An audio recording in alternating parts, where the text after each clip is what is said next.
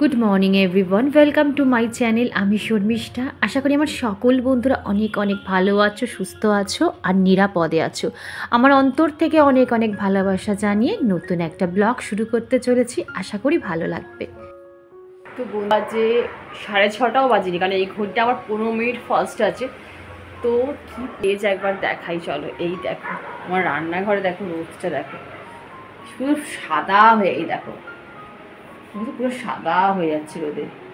আর এই রোদটা পুরো এত দূর চলে এসেছে, যে মা বসে আছে পুরো এত দূর চলে এসেছে রোদ, দেখেছো? এই দেখো কত রোদ চলে এসেছে। যাই হোক, আমার এখনও ডাইনিং রুম এই কিচ্ছু ক্লিন করা হয়নি। তো চলো আস্তে ধীরে ধীরে আবার কাজগুলো করি। আমি তোমাদের সবসময় একটা কথাই বলি, যে যত আর্লি মর্নিং ঘরের জানলা দরজাগুলো খুলে দেবে, যে ফ্রেশ আমাদের সূর্যের যে কিরণটা যদি আমাদের ঘরে ঢোকে না বন্ধুরা, অনেক নেগেটিভ এনার্জি কিন্তু হয়, এটা আমি মানি। সেটা কিন্তু দূরে সরে যায়, আর ঘরের মধ্যে একটা পজিটিভিটি যে আসবে সেটা তুমি নিজেই কিন্তু ফিল করতে পারবে। আজ পর্যন্ত যতগুলো ভিডিও আমি তোমাদের সামনে রিপ্রেজেন্ট করেছি, তার মধ্যে সবচেয়ে আকাঙ্ক্ষিত, সবচেয়ে মূল্যবান ভিডিও আজকে আমি তোমাদের সাথে শেয়ার করব। আমি ওই জন্য তোমাদের কাছে রিকোয়েস্ট করছি, প্লিজ ভিডিওটা একটুও স্কিপ করবে না। হয়তো ভিডিওটা একটু বড় হতে পারে, কারণ তোমরা কিন্তু নিজেরাই কমেন্ট করে বলেছো, দিদি আমরা A to Z পুরো দেখতে চাই। তো ওই জন্য ভিডিওটা একটু লেন্দি হবে, প্লিজ তোমরা কষ্ট করে দেখে নিও। যদি তোমাদের সময় না হয়, যখন তোমরা ফ্রি টাইম থাকবে তখন ধীরে সুস্থে ভিডিওটা চালিয়ে দেখে নিও। আর এখানে দেখো, হাজব্যান্ডের জন্য আমি টিফিনটা সকাল সকাল করে রেখে দিয়েছিলাম, তো সেটাও নিতে এসেছে। তো যাই হোক, আমার মোটামুটি ওইখানকার কাজকর্ম কমপ্লিট হয়ে চলে এসেছে, কিন্তু এবার ঠাকুর ঘরটা পরিষ্কার করতে। তো যাই হোক, এই প্ল্যাটফর্মে আসার পর আমার জীবনে যা যা ভালো পজিটিভ জিনিস আমার সাথে ঘটেছে, আমি সব তোমাদের সাথে কিন্তু A to Z শেয়ার করছি। অবশ্যই আমার সাথে অনেক অনেক নেগেটিভ জিনিসও ঘটেছে, অনেক খারাপ পরিস্থিতির সম্মুখীন হয়েছি, কিন্তু কোনো দিনও তোমাদের সামনে তা আমি প্রকাশ করিনি। মনে অনেক কষ্ট নিয়েও আমি দিনের পর দিন কিন্তু ভিডিও করে গেছি। তোমরা হয়তো বুঝতেও পারবে না, ওই যে যারা ডেলি ব্লগ করে তাদের বোঝা যায় না যে কখন তাদের মধ্যে খুশি চলছে, কখন তারা দুঃখের মধ্যে দিয়ে রয়েছে। তো ওই সব কথা আজকে আমি একদমই বলবো না, কোনো নেগেটিভ কথা আজকে আমি এই ভিডিওর মধ্যে বলবো না। হ্যাঁ, এখন আমার মনে হচ্ছে চিৎকার করে কয়েকটা কথা আমি বলতে চাই, কিন্তু ওই যে এইটা যেহেতু সোশ্যাল প্ল্যাটফর্ম, এখানে যেমন আমার বন্ধুরাও আমার ভিডিও দেখে, ঠিক তেমনিও আমার হেটাররাও কিন্তু আমার ভিডিও দেখে। তো যাই হোক, ওইসব কথা বাদই দিলাম। এই প্ল্যাটফর্মে এসে আমার একটা কথা বলতে কোনো দ্বিধা নেই, সেটা হচ্ছে যে আমি যেটুকু পরিচিতি পেয়েছি সবটুকু তোমাদের জন্য। হ্যাঁ, অবশ্যই হয়তো আমার পরিশ্রম ছিল, কাজের প্রতি নিষ্ঠা ছিল, জীবনে কিছু হয়তো পূর্ণ করেছিলাম, তাই হয়তো আজ আমি এখানে তোমাদের ভালোবাসা পেয়েছি। আমার জীবনের দুটো স্মরণীয় দিন, একটা তোমাদের সাথে শেয়ার করতে পারিনি, তখন হয়তো আমি প্ল্যাটফর্মে ছিলামই না, মানে আমার মাতৃত্ব স্বাদের দিন, যেদিন আমার কোলে আমার ছোট্ট মেয়েটি এসেছিল। আর আজ আমার ঠাকুর প্রতিষ্ঠার দিন। তাই আর দেরি না করে আমার সুখের দিনটা আমি তোমাদের সাথেই ভাগ করে নিলাম।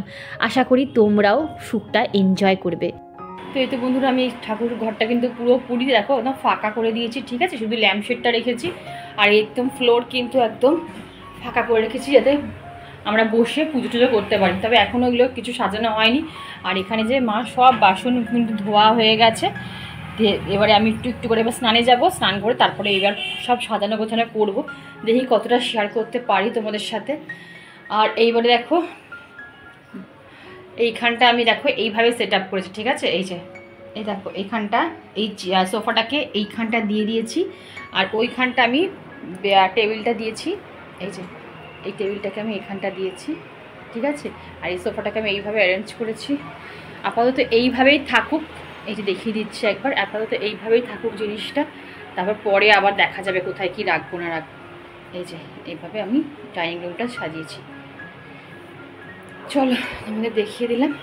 এবার আমি স্নান করি। আর এখন কটা বাজে ঘড়িতে, আমার কিন্তু সব কমপ্লিট হয়ে গেছে, শুধু ঠাকুরটা সাজাবো। এখন ঘড়িতে বাজে মানে কিন্তু এখনও 8:15 বাজে, মানে 7:30 বাজে, 15 মিনিট ফার্স্ট। ও ফোন তাহলে বোধহয় গেছে, বোধহয় গঙ্গা জল আনতে গেছে। কালকে হাজব্যান্ড গঙ্গা জল আনতে ভুলে গেছে, মামাকে বলেছিলাম আনতে, তো আজকে গেছে মামা বাড়িতে গঙ্গা জল আনতে। চলো, ওই তো আমার স্নান টান পুরো কমপ্লিট হয়ে গেছে। আর এই একটা পিওর সিল্ক, এটা বোধহয়, হ্যাঁ আমি শাড়ির ব্যাপারে বলেছি না, পুরোপুরি একদম অজ্ঞ। পিওর সিল্ক শাড়িটা আমি পরে নিয়েছি, হাতের সামনে যে শাড়িটা ছিল সেটাই পরে নিয়েছি। আর সোজা কথা, বাইরে থেকে কোনো মানুষজন আসবে না, এই আমি, আমার মা আর শাশুড়ি মা, এই তিনজন মিলেই থাকবো। তো নর্মালভাবেই সাজাগোজা করেছি, খুব একটা সোনা গয়না পরিনি। আর দেখো, যে কোনো পুজোতেই তো আলতাটা মাস্ট, বিশেষ করে ঘরের লক্ষ্মী পুজোর সময়। তো এই ছিমছাম ড্রেস বলো কেমন লাগছে, কি আর বলবে, একদম নর্মাল ছাপোষা ঘরোয়া মানে শাড়ি পরেছি। তো চলো এবার সিংহাসনটা আগে ভালো করে সাজিয়ে নিই, তারপর তো তোমাদের সাথে সব কিছুই শেয়ার করবো স্টেপ বাই স্টেপ। অনুরাধা, আমার এক সাবস্ক্রাইবার বন্ধু, আমায় কমেন্ট করে বলেছিল যে শর্মিষ্ঠা, তুমি যেদিন বড় ব্লগার হয়ে যাবে সেদিন আমায় ভুলে যাবে না তো, তখন আমার কমেন্টের এইভাবেই রিপ্লাই করবে তো। তো অনুরাধা, তুমি আমায় কতটা চিনেছো ডিয়ার, আমি সেটা বলতে পারবো না। আমি বড় ব্লগার হব কি না সেটা আমার কাছে ম্যাটার করে না। আমি শর্মিষ্ঠা হয়েই থাকতে চাই। ছোট থেকে যেই পরিচিতি আমার, আমি সেই পরিচিতি নিয়েই বাঁচতে চাই। আমি এটা ছোট থেকে শিখেছি যে অহংকার পতনের মূল। এটা আমার বাবা থেকে শুরু করে আমার মা সবাই বলে যে অহংকার করতে নেই, সে তোমার যতই পয়সা হয়ে যাক, যতই তোমার অর্থ হয়ে যাক, আজ যে রাজা কাল সে ফকির। এইগুলো না কথার কথা না, বা কোটেশন না, এইগুলো বাস্তবে ঘটেছে বলেই কিন্তু এইগুলো মানে কথাগুলো উঠেছে। পৃথিবীতে না কোনো কিছুই চিরস্থায়ী নয়, ধন সম্পত্তি যশ খ্যাতি কিচ্ছু না। মানুষ তোমাকে তোমার অর্থ দিয়ে কিন্তু মনে রাখবে না, মানুষ তোমার কর্ম দিয়ে মনে রাখবে। এটা আমি নিজে মনে করি। না হলে বলো না যে রতন টাটা স্যার যিনি মারা গেছেন, তাকে, সে তো ওয়ার্ল্ডের ফেমাস একজন ধনী মানুষ, তাকে কি আমরা ধনী মানুষ হিসাবে মনে রাখবো, না একজন ভালো মানুষ হিসাবে মনে রাখবো? তোমরাই কমেন্ট করে বলো। আর এই যে আমার ছোট্ট নাড়ু গোপালকে তোমাদের একবার দেখিয়ে দিলাম, এরপর তো তোমরা দেখবে আমার ডেলি পুজো। প্রত্যেকটা দিন কমেন্ট তোমরা করো, কবে শর্মিষ্ঠা বা দিদি তোমার পুজো দেখা দেখবো, তোমার পুজো দেখা খুব মিস করছি, তুমি তাড়াতাড়ি সিংহাসন পাতো, তাড়াতাড়ি পুজো করা শুরু করে দাও। তোমাদের ভালোবাসা আর স্বয়ং ঈশ্বরের ইচ্ছা ছাড়া আজকে এই দিনটা আমার পক্ষে উতরানোই সম্ভব ছিল না। আমি এখনও পুজো করছি, আমি এখনও বিশ্বাস করো, এই যে আমি এখনও ভয়েস ওভার দিচ্ছি, আমি এখনও বিশ্বাস করতে পারছি না যে সত্যি কি এগুলো হচ্ছে, আমার সাথে ঘটছে, নাকি আমি এখনও কাল্পনিক জগতেই ভাসছি।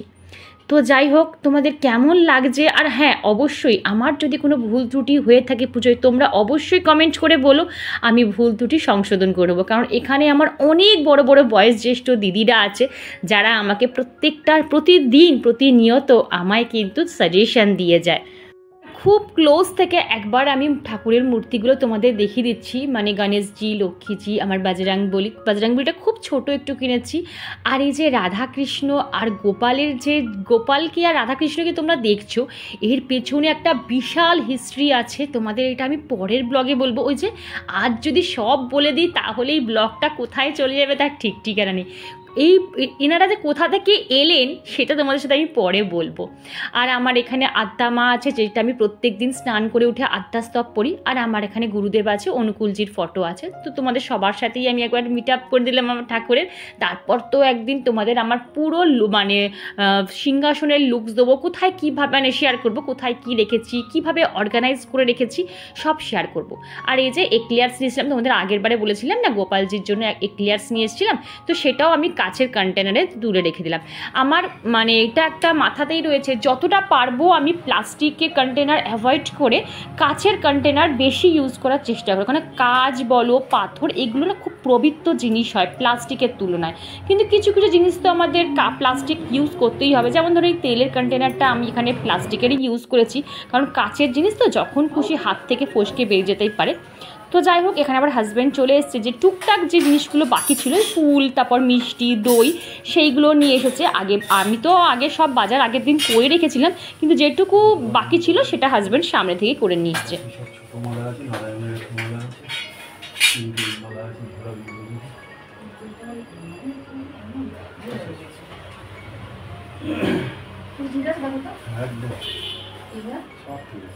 আচ্ছা,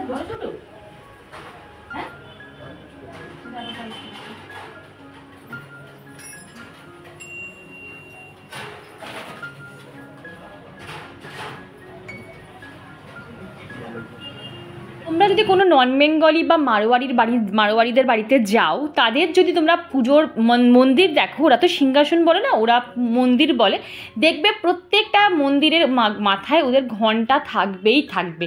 তো আমিও না ঠিক ওই জিনিসগুলো দেখে আমিও এরকম একটা লুকস ক্রিয়েট করার চেষ্টা করেছি। তো এই তো বন্ধুরা, এইবার দেখো মালাটা দিয়ে সাজিয়েছি, তারপর এরকম লাগছে। আর একটু না ঘন্টাটা একটু ওপর দিকে হাজব্যান্ডগুলো তুলে দিলে দেখতে ভালো লাগবে, তাহলে ঠাকুরের মুখগুলো প্রমিনেন্ট বোঝা যাবে।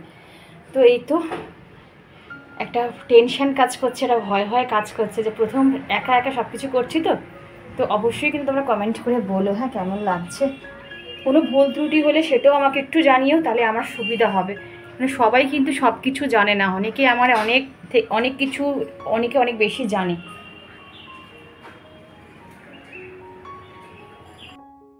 তো বন্ধুরা, আমার কিন্তু সিংহাসন এখানে সাজানো পুরোপুরি কমপ্লিট হয়ে গেছে। আর সিংহাসনে না অনেক কিছু ডেকোরেশন করব ভাবছিলাম, অনলাইন অর্ডার করব, এখনও অর্ডার করে উঠতে পারিনি। তো যাই হোক, সেইগুলো তো তোমাদের সাথে সব কিছুই শেয়ার করব।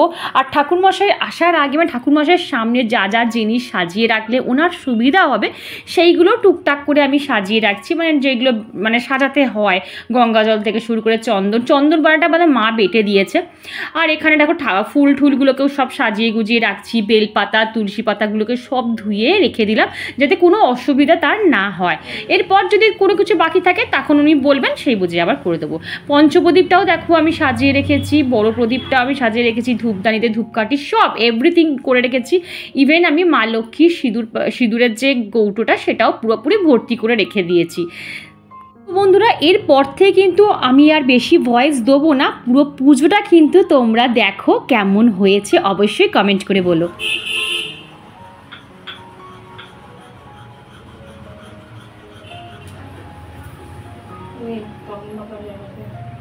আচ্ছা, চন্দন সব নিয়ে লাল চন্দন।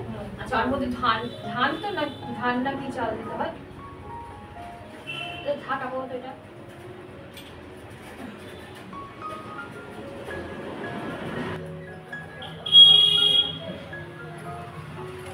মা ধারে ধারে দাও।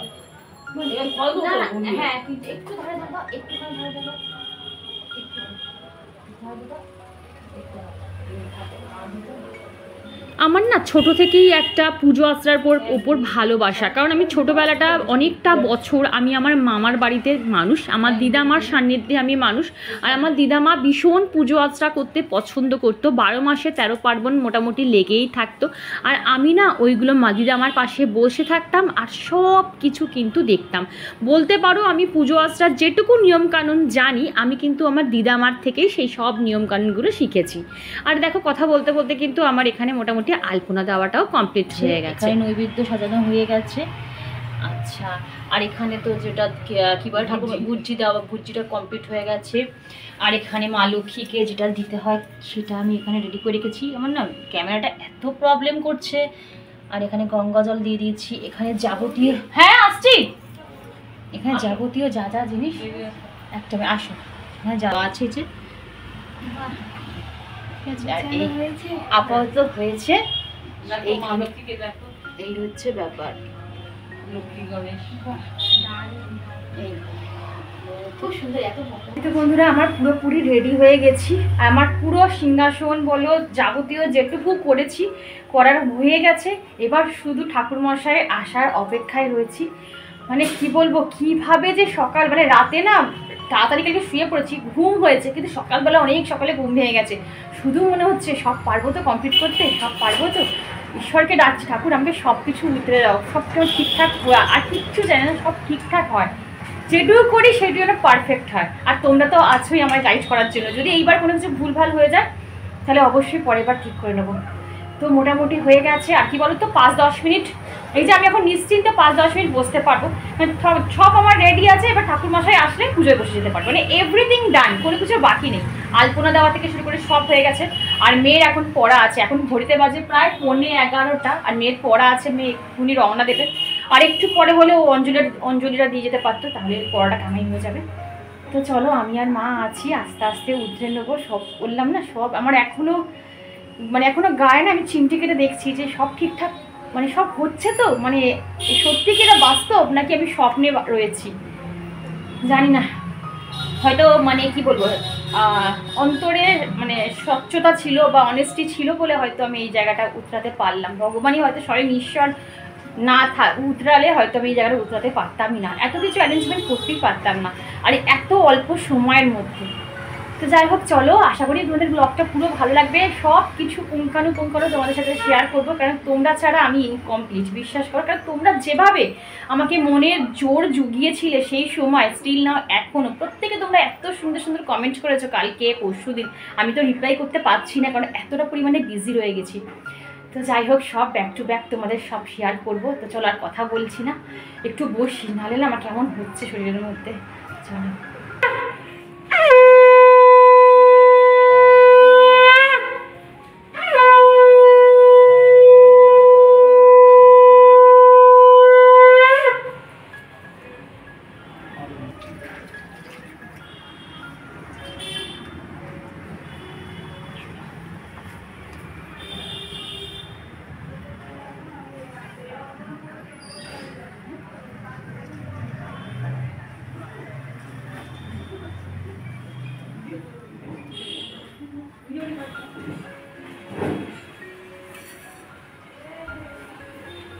আপনার কি দক্ষিণা আজকে দিতে হবে না কালকে দিতে হবে? না, দক্ষিণার পুজো হয় নাকি? কি বলছো তুমি?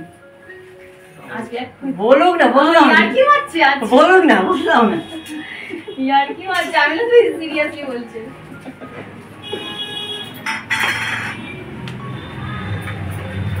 ঠাকুমার সব কিছু ঠিক আছে?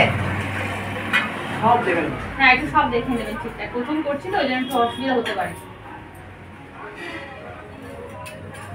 ঠাকুর বসে যেগুলো শিখিয়ে দাও। এই তো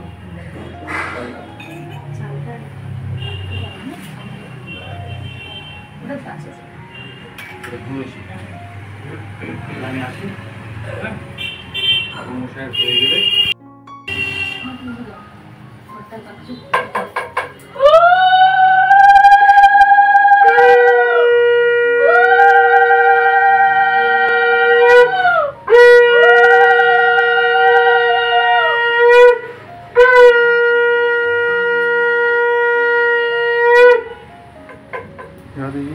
মা এসছে, মাকে ডাকো তো দেবে। মা আসো আসো।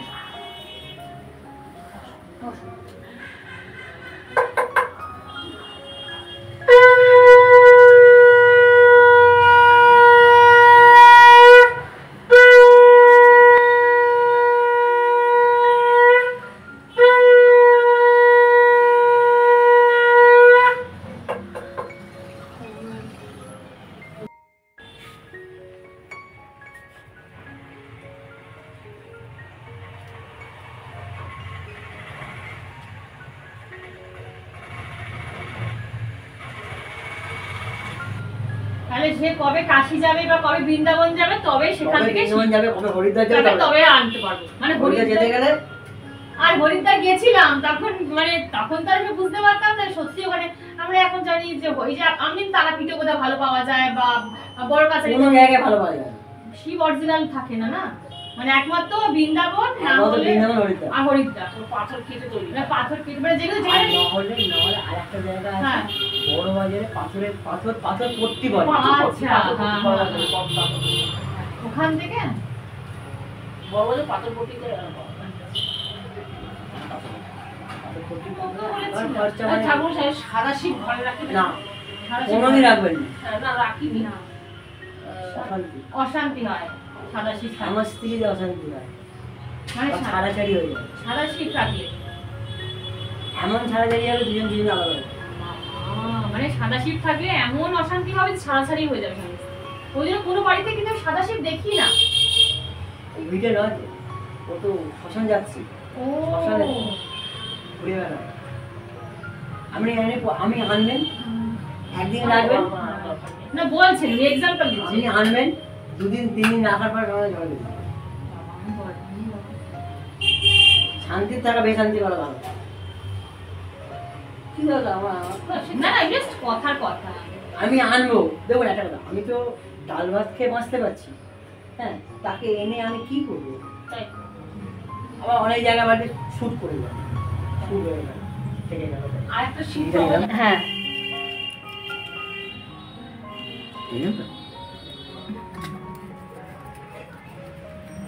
আচ্ছা, মানে শিপটা ওটাকে এইভাবেই করবো তাই তো? আচ্ছা, কালো হয়ে যাবে।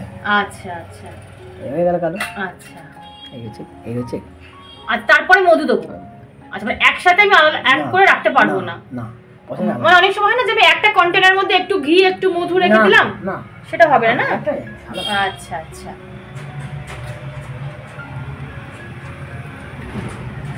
সময় হচ্ছে আলাদা আলাদা প্রসেসে আলাদা কাজ করে। দুধ ঘিতে দইটা মাখাবে শুধু সোমবার করে। আচ্ছা, আর দুধ? দুধ আর দই। হ্যাঁ ঠাকুর, চাটা খেয়ে নিলাম। আচ্ছা, আপনি ওটা করে দিন, ঠাকুর নারায়ণটা করে দিন। হয়ে গেছে?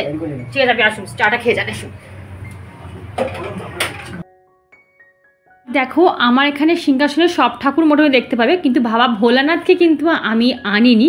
এই কারণেই ভেবেছিলাম যখন বাবা ভোলানাথের পীঠস্থানে যাব, মানে ধরো কোথায় বলবো, যে তো দক্ষিণেশ্বর বলো বা বড় কাচারি মানে তারাপীঠ যদি যাই, তাহলে বাবা ভোলানাথকে আমি নিয়ে এসে প্রতিষ্ঠা করব। তো ঠাকুরমশাই বলল, আজকে এত ভালো একটা দিন, তুমি বাবা ভোলানাথকে আনুনি, একেবারেই তো প্রতিষ্ঠা হয়ে যেত।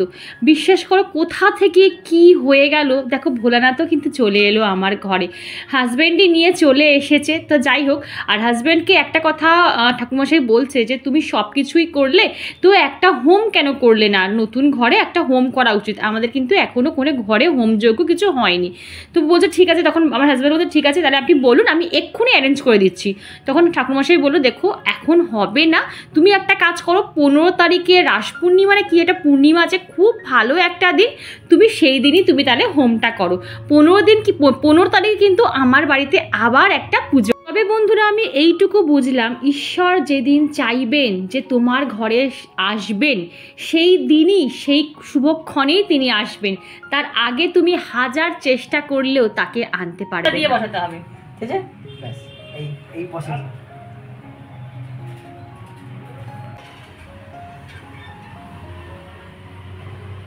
মানে ধূপকাঠির মধ্যে তুলোটাকে জাস্ট পাঠিয়ে দেবো।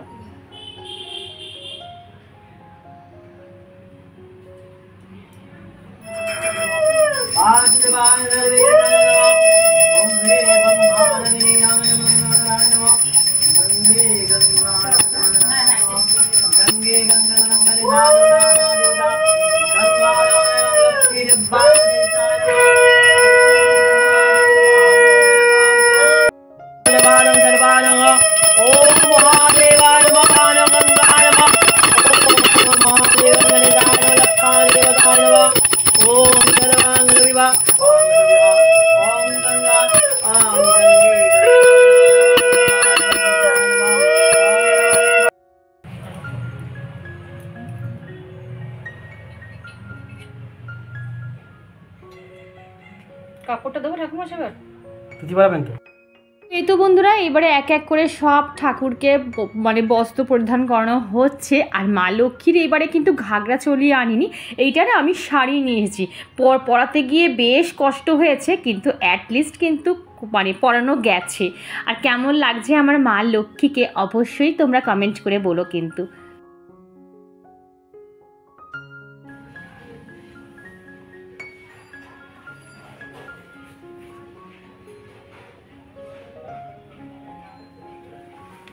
गणेशाय नमो नाना देवता एषो चंदनी ओम एषो चंदनी गणेशाय नमो नाना देवता गणेशाय नमो ओम एते गंधपुष्पे ओम एते गंधपुष्पे ओम नारायण नमो एते गंधपुष्पे ओम एते गंधपुष्पे नमो वास्तु देवताय नमो सर्वाय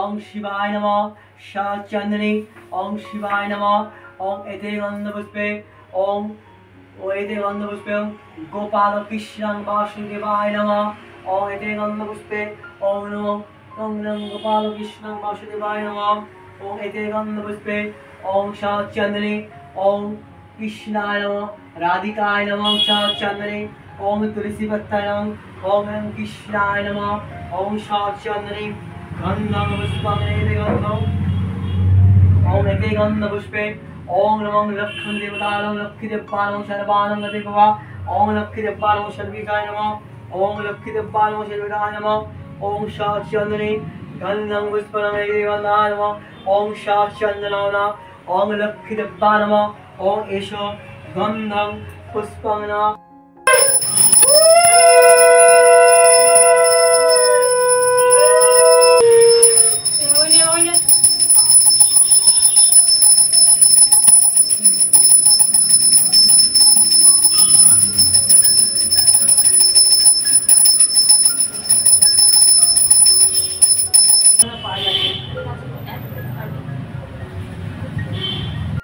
তো বন্ধুরা জাস্ট নাও পুজো কমপ্লিট হলো, ঠাকুরমশাইকে নিচ অব্দি দিয়ে এলাম। আর এখানটা মোটামুটি এখন ঠাকুর ঘরটা বন্ধ রেখে দেবো, দাঁড়া বন্ধ রেখে দিই। আর এদিকে মা সব রান্না করে একদম কমপ্লিট করে রেখেছে। মা সব একটু মানে না হলে দুপুরে হয়তো আমাদের আজকে খাওয়া জুটতো না, বিশেষ করে আমরা কিছু না কিছু খেয়ে নিতাম, কিন্তু মেয়েটার জন্য। তো চলো মা কী কী রান্না করলো একবার তোমাদের দেখিয়ে দিই। একদম নিরামিষই হয়েছে আজকে। চলো, তো এই তো একদম মুগের ডাল, ওখানে হচ্ছে উচ্ছে আলু ভাতে, এটা হচ্ছে বেগুন ভাজা, আর এই হচ্ছে আলু ভাজা। আমার চাটনিটা কোথায়? ও আচ্ছা, চাটনি আছে। তো এতগুলো রান্না কিন্তু মা মোটামুটি ঝটপট করে নিল। যাই হোক, আর এখন ঘড়িতে কটা বাজে দেখি, এখন ঘড়িতে বাজে 2:20। চলো, উফ, আবার তোমাদের সাথে আমার বিকেলে দেখা হচ্ছে। এই তো বন্ধুরা শাড়িটাকে চেঞ্জ করে একদম নাইটি পরে নিয়েছি, কারণ সকাল থেকে ওই এক নাগারে শাড়ি পরে রয়েছিলাম, তো এত গরম লাগছে আর কাজ করতে আমার ভীষণ অসুবিধা হচ্ছে, যেহেতু না শাড়ি পরার অভ্যাস খুব একটা নেই, তোমরা তো বুঝতেই পারছো। তো যাই হোক, এখানে না আমি পরিষ্কার করে নিচ্ছি। কি বলতো, যতক্ষণ না আমি জায়গাটা পরিষ্কার করতে পারছি আমার শান্তি হচ্ছে না, কারণ কিছুক্ষণ পর আবার স্যার মেয়েকে পড়াতে আসবে, আর মেয়ে এখানেই বসে পড়াশোনা করে, ওই জন্য আমি যাতে কোনো কিছু পাঠা না লাগে ওগুলো আমি সব কিন্তু ফুল থেকে শুরু করে সব আমি পরিষ্কার করে নিয়েছি। আর পুজো করার পর আমি একবার আমার সিংহাসনের লুকসটা তোমাদের সাথে শেয়ার করছি। পুজো করার পর কেমন দেখতে লাগছে অবশ্যই কমেন্ট করে বলো কিন্তু বন্ধুরা। আমার খুব ইচ্ছা করছিল যদি তোমরা চাক্ষুষ আমার বাড়িতে এসে আমার মন্দির দর্শন করতে, আমার ভীষণ ভালো লাগতো।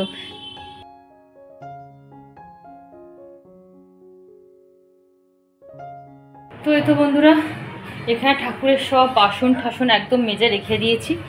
ঠিক আছে, কোনো বিকেলের আর ওয়েট করিনি, মানে বিকেল হবে, এখন বিকেল প্রায় হয়ে যাচ্ছে, কিন্তু রোদটা লেগেছে এখনো খারাপ হচ্ছে, রোদ হয়েছে মোটামুটি। এখানে রেখেছি তো সব শুকিয়ে যাবে বাসনগুলো। তো যাই হোক, থালাগুলো সব এখানেই রয়েছে, প্লেটটা এখানে রয়েছে, থালা ফালাগুলো সব এখানে রয়েছে সব।